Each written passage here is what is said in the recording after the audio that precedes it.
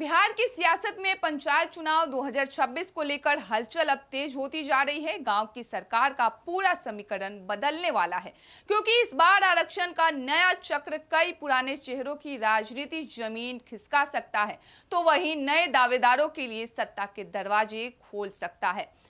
2016 और 2021 में जिन सीटों पर एक ही वर्ग का वर्चस्व कायम रहा, अब 2026 में उन सीटों की आरक्षण श्रेणी बदलने की प्रशासनिक तैयारी शुरू हो चुकी है। नई जनगणना, नए आबादी आंकड़े और आरक्षण का नया गणित बिहार के पंचायत चुनाव की तस्वीर पूरी तरह बदल सकता है। कौन बनेगा गांव की सत्ता का नया सरताज, किसकी राजनीतिक विरासत पर लगेगा विराम और किन इलाकों में बदल जाएगा जातीय और सामाजिक समीकरणों का पूरा ताना बाना, चलिए आपको बताते हैं इस खबर में विस्तार से। लेकिन उससे पहले नमस्कार, आप देख रहे हैं फर्स्ट बिहार झारखंड और मैं हूं आपके साथ खुशी गोस्वामी। पंचायत राजनीति में वर्षों से सक्रिय कई पुराने नेताओं और संभावित उम्मीदवारों की बेचैनी अब साफ दिखाई देने लगी है। जिन सीटों पर लगातार 2 चुनावों तक एक ही श्रेणी का आरक्षण लागू रहा, वहां अब आरक्षण चक्र बदलने की संभावना ने राजनीतिक गलियारों में हलचल बढ़ा दी है। ऐसे में कई दिग्गज चेहरों की चुनावी राह मुश्किल हो सकती है, तो वहीं वर्षों से अवसर की प्रतीक्षा कर रहे नए चेहरों लोकतंत्र की इस नई चौपाल में अपनी दावेदारी मजबूत करते नजर आ रहे हैं। गांव की गलियारों से लेकर पंचायत भवन तक अब सिर्फ विकास की नहीं, बल्कि बदलते आरक्षण और नए राजनीतिक समीकरणों की चर्चा हो रही है। कहा जा रहा है कि 2026 का पंचायत चुनाव सिर्फ प्रतिनिधियों का चुनाव नहीं होगा, बल्कि यह गांव की सत्ता, सामाजिक संतुलन और नेतृत्व परिवर्तन का एक नया अध्याय साबित हो सकता है। बिहार में पंचायत चुनावों में आरक्षण व्यवस्था की शुरुआत वर्ष 2006 में हुई थी। उस समय पहली बार मुखिया, पंचायत समिति सदस्य, जिला परिषद सदस्य और अन्य पंचायत प्रतिनिधियों के पदों पर अनुसूचित जाति, अनुसूचित जनजाति, अत्यंत पिछड़ा वर्ग और महिलाओं के लिए आरक्षण लागू किया गया था। इसका पहला चक्र 2011 तक चला। इसके बाद 2016 और 2021 में दूसरी बार आरक्षण चक्र लागू हुआ। अब तीसरी चरण में प्रवेश करते हुए वर्ष 2026 में कई सीटों का आरक्षण बदलना तय माना जा रहा है। सूत्रों के मुताबिक इस बार नई जनगणना और आबादी के आंकड़ों के आधार पर पंचायतों में आरक्षण तय किया जाएगा। ऐसे में जिन पंचायतों में अब तक किसी खास वर्ग के लिए सीट आरक्षित थी, वहां सामान्य या दूसरी श्रेणी के प्रत्याशियों को मौका मिल सकता है। इससे पंचायत चुनाव का पूरा समीकरण बदलने की संभावना जताई जा रही है। आरक्षण व्यवस्था के तहत पंचायत चुनाव में अनुसूचित जाति, अनुसूचित जनजाति, अत्यंत पिछड़ा वर्ग और महिलाओं को अधिकतम 50% तक आरक्षण देने का प्रावधान है।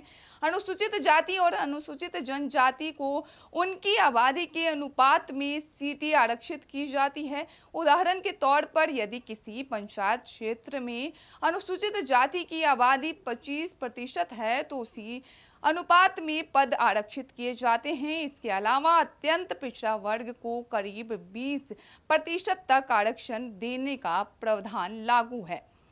ग्राम पंचायत सदस्य का आरक्षण पंचायत के कुल वार्डों के आधार पर तय होता है, जबकि मुखिया पद का आरक्षण पंचायत समिति क्षेत्र की सभी ग्राम पंचायतों को ध्यान में रखकर निर्धारित किया जाता है। इसी तरह पंचायत समिति सदस्यों का आरक्षण कुल सदस्यों की संख्या के आधार पर और प्रखंड प्रमुख पद का आरक्षण जिले के कुल पदों के 50% अनुपात के अनुसार तय किया जाता है। आरक्षण चक्र बदलने की संभावना के बाद संभावित उम्मीदवारों ने अभी से चुनावी रणनीति बनानी शुरू कर दी है। कई ऐसे नेता जो पिछले 2 चुनावों से लगातार मैदान में थे, उनकी सीटें इस बार दूसरी श्रेणी में जा सकती है। वहीं नए उम्मीदवारों को चुनाव लड़ने का अवसर मिलने की उम्मीद बढ़ गई है। ग्रामीण क्षेत्रों में इस बदलाव को लेकर चर्चा तेज है। राजनीतिक जानकारों का मानना है कि पंचायत चुनाव 2026 में आरक्षण का नया फॉर्मूला कई इलाकों में राजनीतिक समीकरण पूरी तरह बदल सकता है। इससे पंचायत स्तर पर नेतृत्व में बदलाव और नए सामाजिक समीकरण उभरने की संभावना भी काफी बढ़ गई है। अब देखना बेहद दिलचस्प होगा कि आरक्षण के इस नए चक्र में किसे मिलेगा सत्ता का साथ और कौन बचा पाएगा अपनी राजनीतिक विरासत और कौन बनेगा गांव की राजनीति का नया चेहरा। फिलहाल बिहार की पंचायत राजनीति में हलचल तेज है और 2026 का चुनाव कई पुराने समीकरणों को बदलने का संकेत दे रहा है। इस खबर में फिलहाल इतना ही। आप क्या सोचते हैं इस मुद्दे पे हमें कमेंट में जरूर बताइएगा और ऐसे ही तमाम खबरें देखने के लिए बने रहिए फर्स्ट बिहार झारखंड पर। पैनोरमा ग्रुप, जो सोचता है वो करता है। ये लो मुंह मीठा करो, आज मैंने अपना जॉब छोड़ दिया, अब हम पूर्णिया वापस जाएंगे। जॉब छोड़ दिया है? मतलब ये घर कैसे चलेगा? हम करेंगे क्या? और माँ बाबूजी क्या बोलेंगे? इसलिए मैं एक और मिठाई का डब्बा लाया। अपने बिजनेस के लिए लोन अप्रूव हो गया। अरे लोन अप्रूव हो गया वो तो ठीक है, लेकिन पूर्णिया में हम रहेंगे कहाँ? अपना घर भी तो नहीं है वहाँ। इसलिए तो एक और मिठाई का डब्बा अलग से लाया हूँ। हमने पूर्णिया में घर ले लिया है, पूर्णिया के ई होम्स पैनोरमा में। पूर्णिया में पैनोरमा ग्रुप लेकर आए हैं ई होम्स पैनोरमा। बड़ा घर, आलीशान जिंदगी और अत्याधुनिक सुविधाओं के संग। अरे अब क्यों मुंह मीठा करवा रही हो? क्योंकि हम घर वापसी जो कर रहे हैं। घर वापसी की खुशी पूर्णिया में ई होम्स पैनोरमा के संग। E homes panorama, luxurious lifestyle redefined.